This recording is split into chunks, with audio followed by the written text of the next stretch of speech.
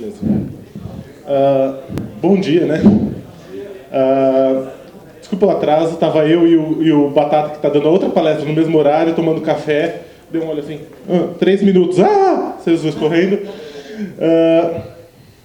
Está meio fora de centro, mas a gente vai. Bom, TDD em Django. Eu queria saber, quantos aqui já usam Django? E quantos aqui já usam TDD de verdade? Assim, quantos aqui tentaram usar TDD e não foram para frente? Esse é eu dei um outro talk outra vez, que foi um pouquinho mais de resolução de problemas de quem tem problemas com TDD. Essa é um pouquinho mais inicial, tá? Bom, eu, Adriano Vieira Petriche, Twitter, bababá, e adoro testes. Mas eu adoro testes por uma coisa, não é que eu gosto dos testes. Eu gosto de coisas que funcionam. Eu gosto de coisas que funcionam e continuam funcionando. E mais ainda, eu gosto de coisas que me deixam dormir depois. Não ter que ficar acordado resolvendo o problema. Especialmente depois que eu toquei nelas. Bom, TDD te dá isso. Mas vamos lá com Django. Bom, Django vocês já conhecem. E um dos desenvolvedores do Django falou isso. Nossa, não dá para ler mesmo. Bom, código sem testes é código já quebrado quando foi planejado. Quer dizer, quando você começa sem testes, ele não vai.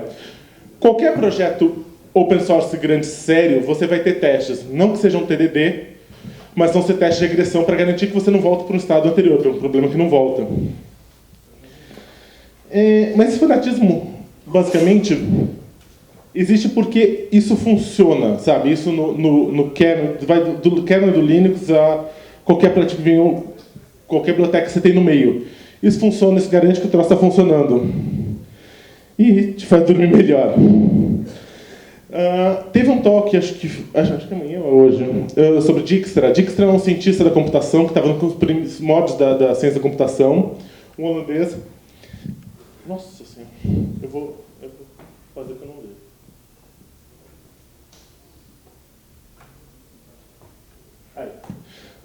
E ele falou que ciência da computação é tanto sobre computadores quanto astronomia sobre telescópios. Bom, TDD é tanto sobre testes quanto ciência da computação sobre computadores, tá? TDD é qualidade, é uma metodologia de desenvolvimento, não é uma metodologia de testes. Os testes são um subproduto muito positivo que você tem na conclusão desse processo. Bom, Test-Driven Development se resume em... Ele é um pouquinho mais complicado do que eu estou falando, mas ele se resume, dá para resumir ele em 2 frases. Desculpa. Então, por que eu gosto dele? Porque, primeiro, é uma das estratégias para você manter seu código funcionando à noite quando você não quer. Quando você quer dormir, não tem problemas. Segundo, ele é uma forma... você consegue usar ele subversivamente. A gerência pode não querer que você use testes. Eu já tive casos que eu tive que deixar meus testes no repositório separado. Mas é uma coisa que me deixa feliz. E é uma coisa que me deixa saber, antes do resto das pessoas, que alguma coisa quebrou. Eu chegava algumas vezes rodando os testes e falava, tal coisa no módulo de tal pessoa quebrou. Como você sabe disso? Você está usando isso? Não. Meus testes, algum deles quebrou lá. Você precisa, quando não é a política da empresa, você precisa tomar cuidado para ver se o cara só não mudou e não passou isso. Mas... ele é fácil, mas ele não é a única estratégia. TDD. As 2 frases que resumem ele. Você só escreve código quando os testes falham. E quando os testes passam, você escreve testes. Mais testes. Isso resume 90% do TDD. Tem umas regras mais delicadas, você só escreve o mínimo de código necessário para passar e tudo mais. Mas isso nem eu sigo tão à risca. Eu prefiro seguir o que funciona, muitas vezes. Você não é para ser um mecanismo burocrático de você falar assim, eu estou fazendo dentro dos padrõezinhos certinhos. Você pode fazer Java com todos os design patterns que existem. Isso não vai te garantir uma qualidade de código. Você precisa usar uma coisa que você consiga fazer no dia a dia. E você conseguir sempre usar isso. Bom, eu acho que o melhor jeito é mostrando. Instalo o Django, para quem nunca instalou o Django. O pip, que foi até mencionado naquele Lightning Talk ontem, é a alternativa de instalar coisa hoje em dia. Ele é bem legal. Então, e o isinstall é importante, porque você usa o isinstall para instalar o pip, normalmente. Eu vou fazer um projetinho num sisteminha de inventário. De você controlar pessoas, hardware, coisa do gênero. É uma coisa... Eu não queria fazer um blog. Bom, na hora que você rolou um Django admin, como vocês não conseguem ver na tela, ele cria uma pequena estruturinha de arquivos. E desses 3 arquivos, a gente vai mexer em 2 deles já direto, desses 4 arquivos. Primeiro a gente vai hackear os settings. Isso é um... excepcional. Ele scrolla, que maravilha. Vocês já viram os slides que scrollam numa apresentação? Ele propôs aqui, vai estar no ar, tá? Eu faço esses 3 hackzinhos para qualquer... o Django às vezes tem um problema de umas settings que não são as melhores possíveis para qualquer ambiente. E algumas coisas poderiam ser. Isso, por exemplo, é uma delas. Eu defino uma variável chamada path absoluto, o path do projeto, e todas as coisas que precisavam no Django, que você fala assim, eu estou em /home, /adriano, /bababá, eu uso isso. Pelo amor de Deus, gente, é Python, não é complexo e te alivia um monte de trabalho.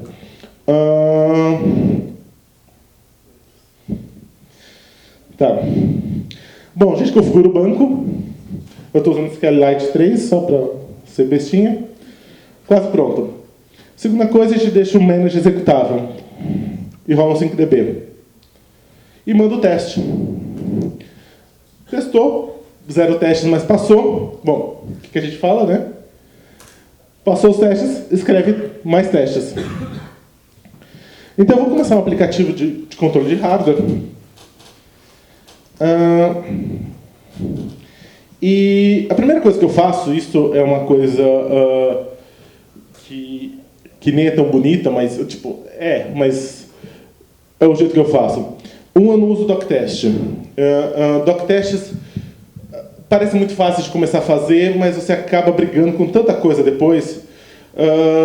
Tive problema de doctest que o Postgres do cara estava em PTBR e daí a mensagem de erro do Postgres tinha um acento. O doctest não conseguia entender esse acento, mas ele quebrava de um jeito que você falava assim, você não sabe onde que está. Não tinha PDB que salvasse, não tinha jeito de achar. Então a gente baniu o doctest e agora a gente faz só test case do Django mesmo.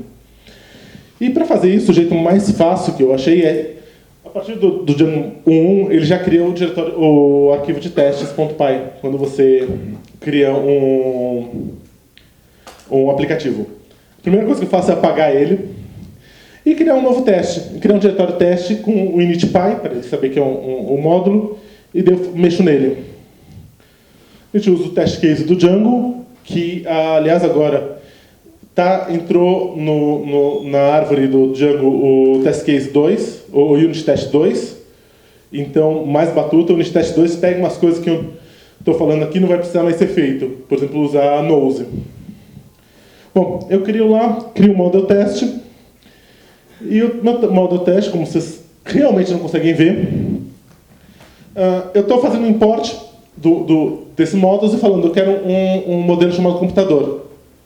Se eu não conseguir importar, ele falha o teste. Bom, feito isso, você inclui ele nos apps e só rolar os testes. 0 testes. Porque no doctest padrão do Django, no esquema do test runner padrão do Django, você precisa incluir no init explicitamente cada coisa que você quer. Olha, o init ele coloriu também, é /init, tá?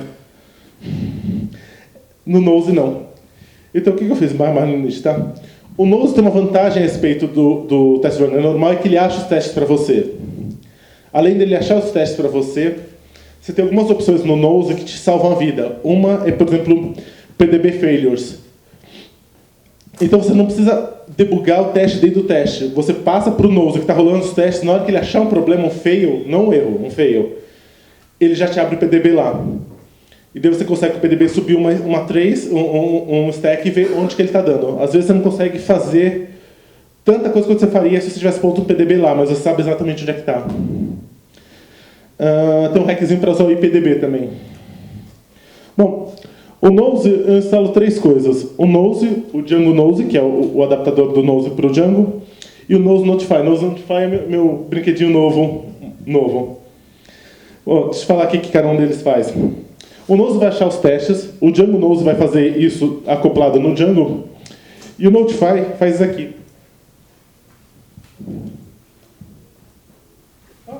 Não dá para ver. Ele pula uma torradeirinha para você falando que os testes rolaram. Isso quando você tem um switch de testes que rola tipo 1 minuto ou 2 minutos é maravilhoso, porque você deixa rodando e volta e daí de repente pula. Tem um aplicativo chamado Django Test Extensions, que ainda faz melhor que isso. Você pode pôr um Run Tester, ele fica rodando os testes, toda vez que ele vê um arquivo que foi salvo, ele roda os testes de novo. Então você salva lá, você salva o arquivo e fica esperando a torradeira, pula a torradeira. Você salva o outro, daí você corrige, daí pula a torradeira verdinha. É como eu consigo trabalhar agora. Bom, para pôr esses caras, você precisa mexer no Test Runner, para usar o Test Runner do Nose. Você põe o Django Nose nos seus aplicativos. O cuidado é sempre o Self, que é malvado. O Self, ele reescreve o Test Runner. Então, o Django Nose, Test Extensions, Debug to Bar, tudo tem que ser depois do Self. E ele recebe uma nova tuplinha aqui, uma nova lista, que são os argumentos dele. Nesses argumentos, você pode pôr o If Notify, é o que faz a torradeirinha pular. O If PDB Failures, eu deixo na linha de baixo comentado. Só quando dá pau, eu abro ele. E você pode pôr aí, tipo, excluir coisa, incluir coisa. Às vezes você tem uma suite de teste que está fora, você pode pôr por aí nos args. Bom, agora que a gente tem o nose rodando, a gente testa e falhou. Não encontrei um modelo no computador. Falhou. Escreve código. E aqui, o jeito mais simples de fazer isso, porque a gente está sendo um pouquinho mais didático do que normalmente seria, você escreve só um modelo e um pass, e ele rola e passa. Mas o cuidado que você sempre tem que ter é saber o que você está testando. Você tem que testar o seu código e tem que testar o quanto você definiu de coisas nele. Testar se o Django está fazendo o que o Django deveria estar fazendo. Primeiro, normalmente você assegura que ele está fazendo, a menos que você tenha uma grande certeza que ele não esteja fazendo. Segundo, você vai perder tempo e vai ficar fazendo testes muito chatos a respeito disso. Vamos supor que eu estou testando aqui, num passo adiante. Eu já assumo que, como agora passou, eu sei que existe computador. Então eu posso fazer um outro test case que importa o computador. E eu quero verificar se ele tem um atributo descrição. Olha com barras.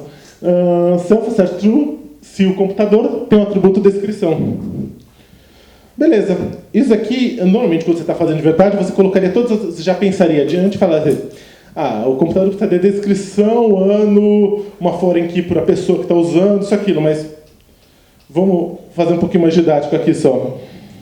Isso não está errado, você fazer tudo uma vez, você não ficar muito escravo do TDD de fazer o mínimo possível. Você tem que fazer a coisa que te faz funcionar. Bom, eu pus lá, ele não tem atributo, um certo erro. Você cria um atributo lá, charfield, e em vez de eu criar um charfield com tamanho 1 e daí testar isso, eu já ponho um charfield do tamanho que eu acho razoável. Né? E daí a única coisa que eu quero fazer é saber, faz sentido eu testar isso?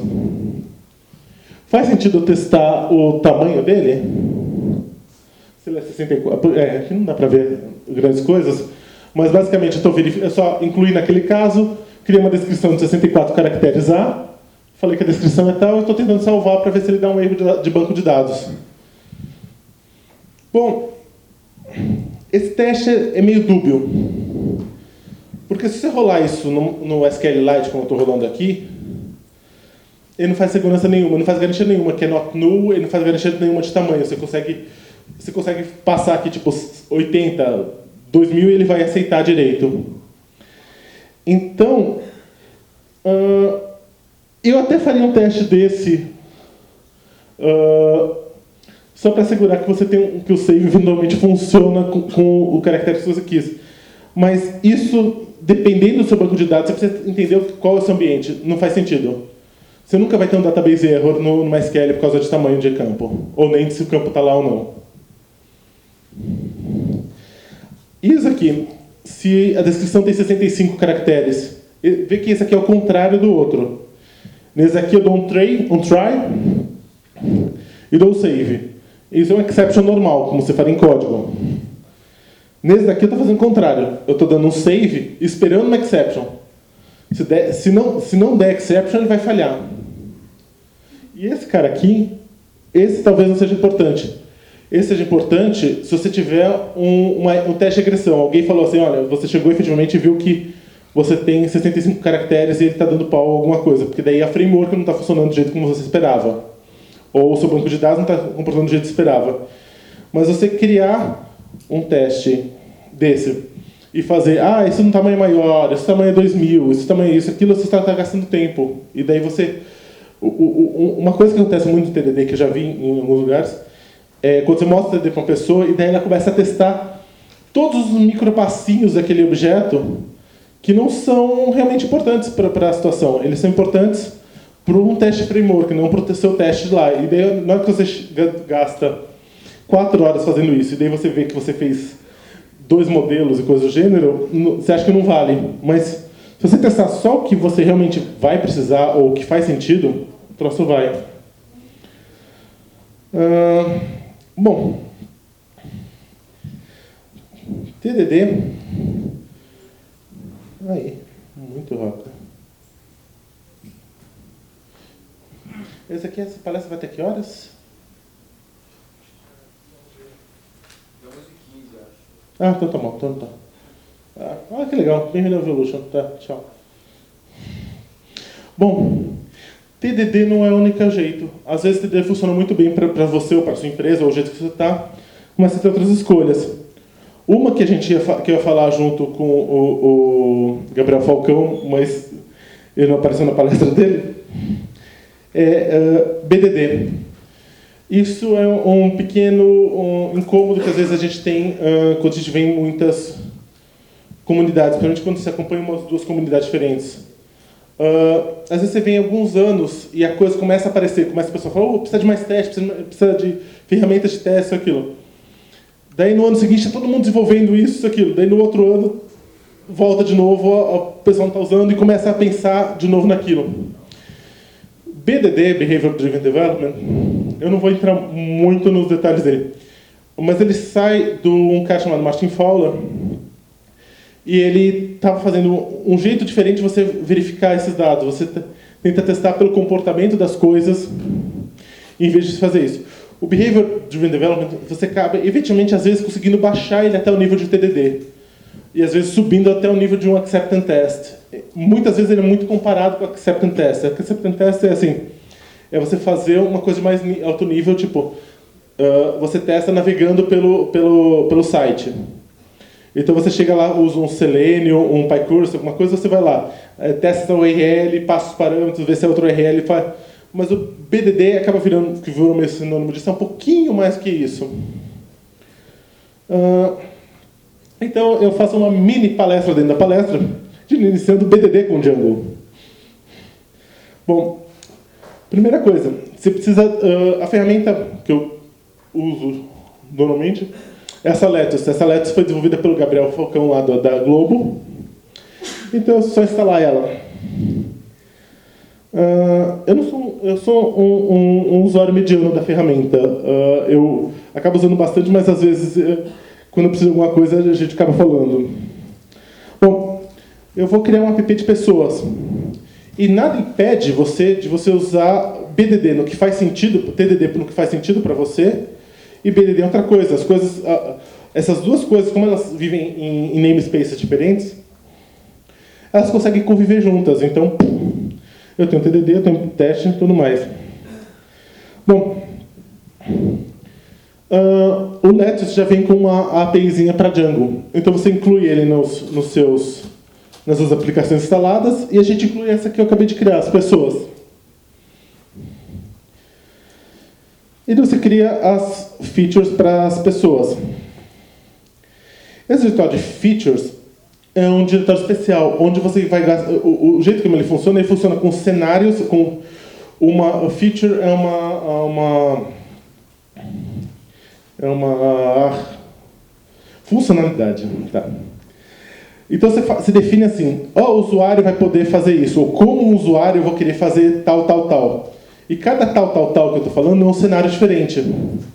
Então você fala, como um usuário de um fórum, eu posso ler as coisas do fórum, eu posso postar. Quando eu posto, e você não precisa ficar no... Isso é mais acceptance test, mais alto nível. Mas você pode fazer, quando eu posto o reply, eu ganho mais um ponto no sistema de marcações dele. Ou quando mando uma estrelinha, acontece tal coisa. Então, tal coisas que são ferramentas mais baixas, parecem...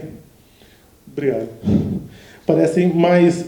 unit test você consegue fazer com BDD. Bom, você tem esse diretório chamado features, que está lá. E daí você cria uma descrição dessa funcionalidade, que é um arquivo .feature. Isso é o que eles chamam de uma DSL, né? Uma Domain Specific Language, que é um jeito de você escrever aquilo numa linguagem específica. E ele lembra um pouquinho o Python no sentido que ele é indentado por... A indentação dele vale. Então, tem duas partes nesse arquivo. A primeira é só uma descrição, tá? Isso é puramente farofa, tá? Isso é basicamente para você saber do que você está falando. Apesar de, quando você está num ambiente corporativo que topa brincar de BDD, isso tem uma função importante, porque você pode passar isso num relatório. E isso é muito legal para o pessoal não técnico. Porque, às vezes, o Chapevski está falando com o PyCuracy, o gerente de projeto dele escreve os testes para ele. Escreve numa linguagem natural, ele só dá um tapa e daí eles conseguem testar as funções deles. A outra parte desse arquivo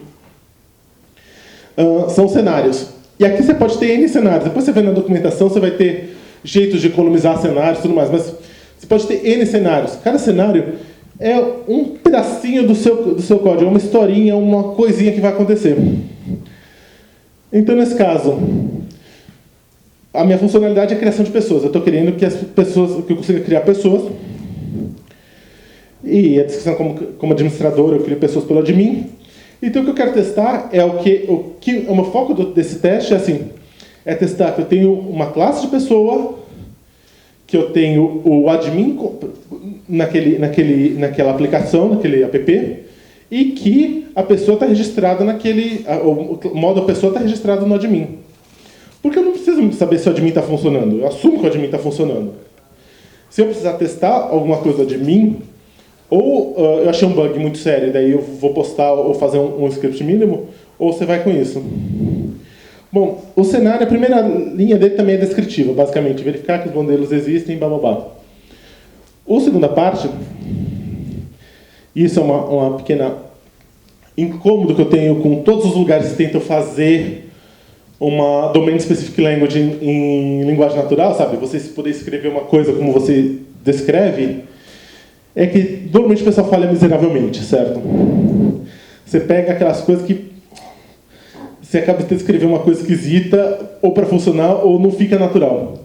A vantagem desse cara é que ele não se importa. Você pode escrever dado, então, que senão... outra coisa, o Let's tem suporte para português, você pode escrever todos os casos em português, tá? A única palavra reservada aqui é o cenário, 2 pontos. O resto, essas linhas de baixo, são suas para escrever. Então você pode escrever em língua natural, apesar de dar um pouquinho de aflição isso, escrever, dada a aplicação, pessoas tem o modelo pessoa. Então a aplicação tem admin e o modelo está registrado. Tá? Bobinho. Bom, o jeito de rolar os testes do Lettuce é com Harvest. E daí ele te roda aqui os testes esse aqui ele não... E está falando de onde está vindo cada coisa, né, de que linha. E ele fala, rolei uma feature, nenhuma passou. Rolei um cenário daquela feature, nenhuma passou. tem 3 passos, mas os 3 passos não foram definidos ainda. O que ele faz? Como ele tem uma hierarquia de passos seguidos na ordem, se ele não acha um daqueles passos, ele para. Então você consegue escrever todos os seus testes, ou todas as suas features, antes de começar a escrever o código. Isso é batuta, é mais ou menos que nem começar a escrever a documentação antes de começar a escrever o código. Porque aí você sabe onde você quer chegar. E se você não quiser chegar naquele lá porque você está pensando megalomaniacamente, você deixa lá, ele vai parar naquilo e vai passar o resto. Só que além de fazer isso, o que ele faz? Ele cospe um pedacinho de código falando, os passos não foram determinados, eles são esses, se você quiser implementar, cria um arquivinho com isso. Ele já te cospe para você, tudo com PES. Pô, beleza, né? Vamos obedecer ele. O que a gente faz? Cria esse arquivinho. Só que assim, eu vou criar ele um de cada vez. E aí que é uma das espertezas dele. Como ele não se importa com o que você está falando, ele põe lá. Então a aplicação tem de mim. Ele não tenta parciar isso de alguma forma. Ele simplesmente ignora o que você está falando. Mas vamos pegar aquele primeiro. Dado que a aplicação, pessoas tem um modelo tal. Você cria... acho que pulei esse passo, desculpa. Você cria dentro da features, ele vai procurar dentro do diretório features, você pode pôr ou lá dentro, ou você criar um diretório steps e pôr coisa lá dentro, ele sai procurando, de dentro das features para cima e tentar achar esses steps. E o jeito como ele faz isso é um decorador, dando o nome da aplicação, e uma função. E o decorador aceita expressões regulares. Então, lembra que dada a aplicação tal, tem um modelo tal? Bom, eu transformo esses tal em 2 parâmetros para minha função. É uma expressão regular, porque quem não é formalizado tem medo de expressões regulares. É só não espaço algumas vezes, então é só um bloco de texto sem espaço. E a primeira coisa vai entrar no meu primeiro parâmetro, que é a aplicação, e a segunda coisa entra no parâmetro modelo. Opa. Espera. Tá. E o que eu faço aqui?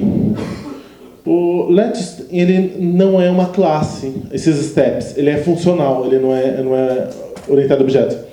Mas ele te dá um world, que é mais ou menos como um self, é um lugar para se pendurar coisa, tá? E o que eu faço? Eu penduro world, aplicação, world, modelo, e daí eu tento fazer um import daquilo lá. Como eu estou fazendo isso dinamicamente, porque eu estou pegando um parâmetro, eu só faço com under import. E daí basicamente é isso, né? Se der um import error, eu falo, não encontrei a aplicação parâmetro. Se deu, funcionou. Harvest de novo. E daí,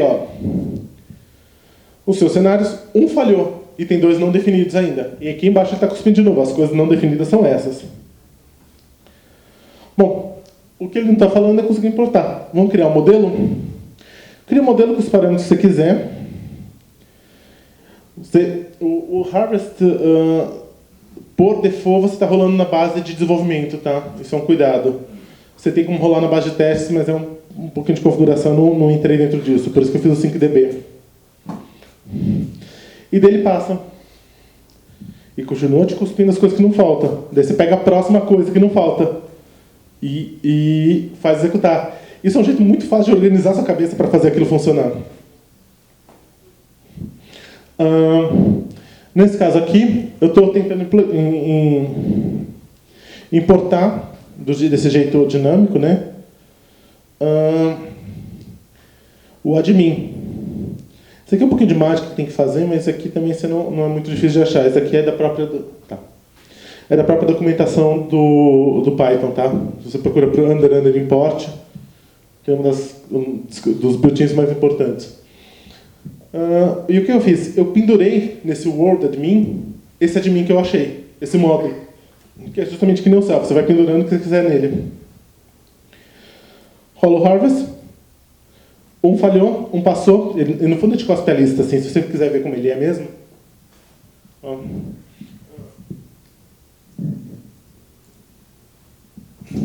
Uma coisa?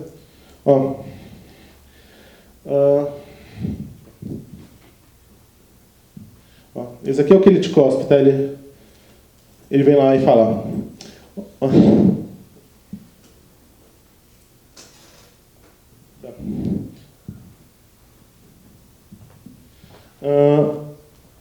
não vai dar para ler nem querendo. Mas essa tela é linda, um monte de coisinhas verdes e coisas do gênero, mas não, ó. Ele te fala cada aplicação, cada teste que ele rolou, e se passou ou não. Bom, o que ele falhou é porque a gente não criou o admin. A gente vai lá criar um admin vazio, harvest, e ele passa por esse passo, porque para ele basta que ele consiga importar um admin, não importa o que tenha. E o terceiro passo é ver se aquele modelo está registrado. Como eu tenho a vantagem de ter esse self, que eu consigo passar com parâmetros entre os steps, eu olho aqui, ó.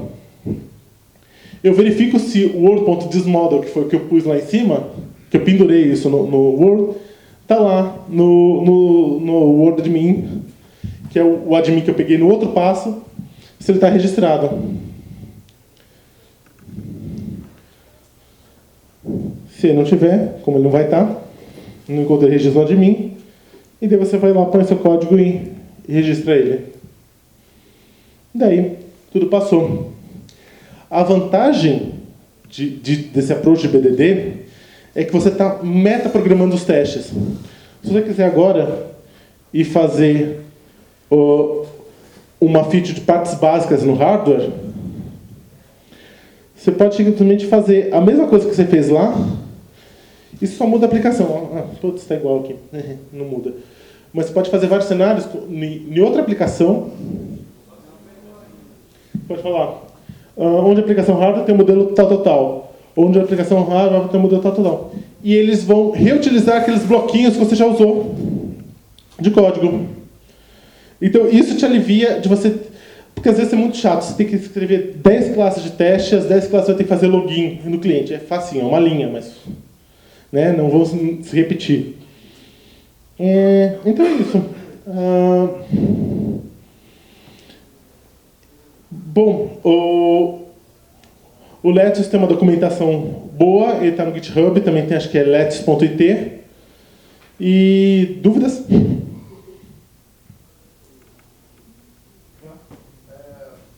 implementação desses métodos para desenvolver não aumentaria bastante o tempo de código? O BDD? Cara, é aquele negócio, pair programming diminui a produtividade? São algumas coisas que dependem muito. Se pega pair programming, você tem o seu número de bugs lá embaixo, certo?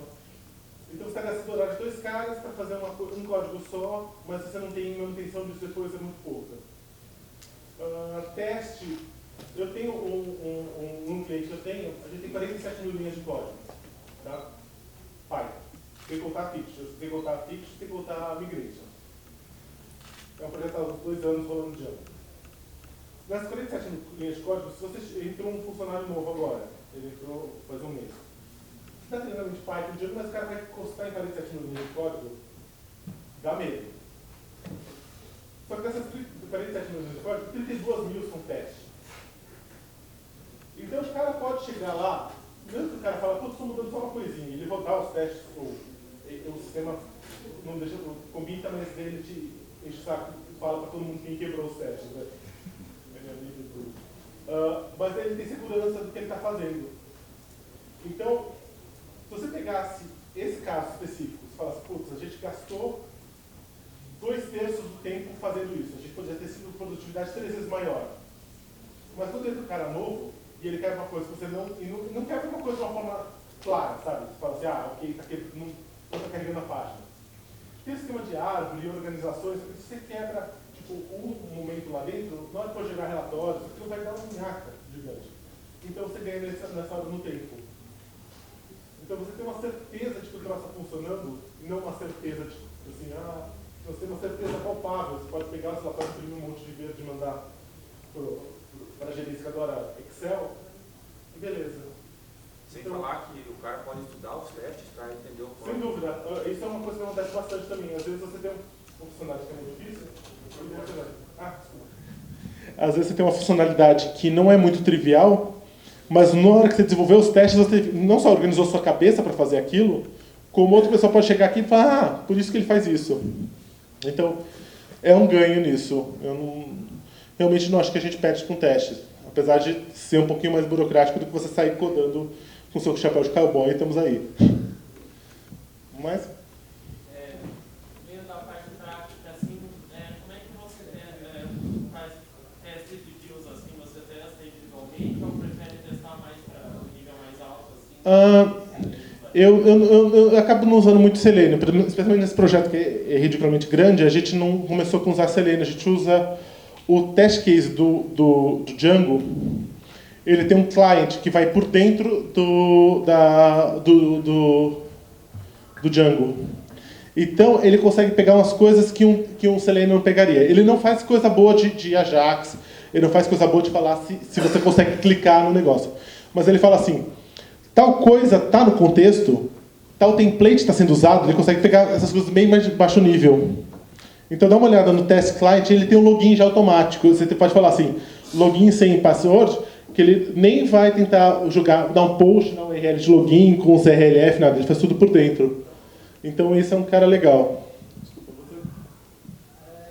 No caso do começo, você falou um pouco sobre nodes lá. Uhum. Eu entendi que o princípio de nodes funciona somente com Django, você pode funcionar. Não. Uma parte que eu cortei dessa palestra porque eu achava que não ia dar tempo e não deu. Tem 3 coisas que você precisa saber numa coisa Python, tá? Python qualquer. O tipo de teste que está executando. Normalmente é unit test ou doc test. A segunda coisa é tipo o sabor do que você está fazendo. Isso é mais filosófico, tá? Isso assim, você está fazendo o teste unitário, você está pensando uma função, você está fazendo teste de integração, você está fazendo acceptance test. E a terceira coisa é quem é que está rodando esses testes. O Nose é um rodador de daí. Historicamente existiu primeiro o unit test do Python, que foi chupinhado do Java. E daí fizeram o py.test, que ele tinha umas coisas maravilhosas, mas ele era incrivelmente complicado. Mas ele fazia umas coisas assim de sair procurando testes e tudo mais. O Nose pegou essas partes boas do PyTest e implementou nisso. Então, o Nose funciona com qualquer coisa. Tanto que, para usar no Django, você precisa pôr o Django Nose.